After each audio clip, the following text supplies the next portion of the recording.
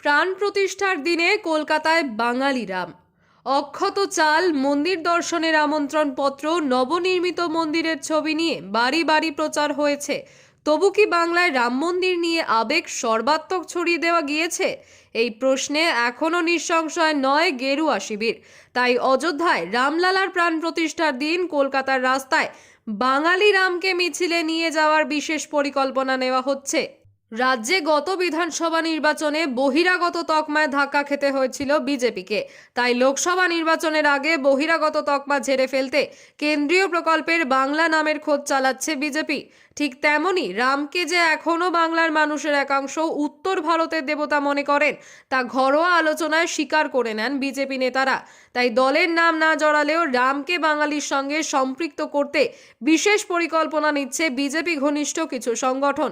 BJP নেতাদের অবশ্য যুক্তি, দেবী দুর্গা যতটা বাঙালি ঠিক ততটাই রামও বাঙালির। সেই কারণেই রামচন্দ্রের প্রত্যাবর্তন করা অকাল বোধনের তিথি মেনেই বাঙালিরা পূজা পার্বণ করে থাকেন। বাসন্তী পুজোর চল থাকলেও উৎসব হিসেবে তার ধারে ভারে শরৎকালের দুর্গাপুজোর সমকক্ষ নয়। প্রসঙ্গত, এ রাজ্যে রামনবমী পালনের সময় রামের সঙ্গে বাঙালির এই যোগের কথাই বলে এসেছেন গেরুয়া শিবিরের নেতারা। সূত্রের খবর, আগামী 22শে জানুয়ারি রামলালার প্রাণ প্রতিষ্ঠার দিন গিরিশ পার্কের গণেশ টকিজ থেকে কলকাতার রাম মন্দির পর্যন্ত মিছিল করতে চলেছে কয়েকটি হিন্দুত্ববাদী সংগঠন। সেই মিছিলের অনুমতি চেয়ে ইতিমধ্যে কলকাতা হাইকোর্টের দ্বারস্থ হয়েছে তারা। শুনানির শেষে শুক্রবার এই অনুমতিও মিলেছে।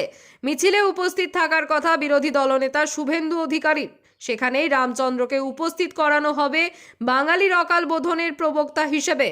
পুরাণ অনুযায়ী সীতাকে লঙ্কা থেকে উদ্ধার করতে রাবণের সঙ্গে যুদ্ধের আগে দেবী দুর্গার আরাধনায় সন্ধি পুজোর সময় রাম দেখেছিলেন দেবীর পায়ে 108টি নীলপদ্ম দেওয়ার অঙ্গীকার থাকলেও একটি কম পড়েছে। তখন কথা রাখতে তীর চালিয়ে নিজের চোখের মণি দেবীর পায়ে নিবেদন করতে উদ্যত হয়েছিলেন রামচন্দ্র।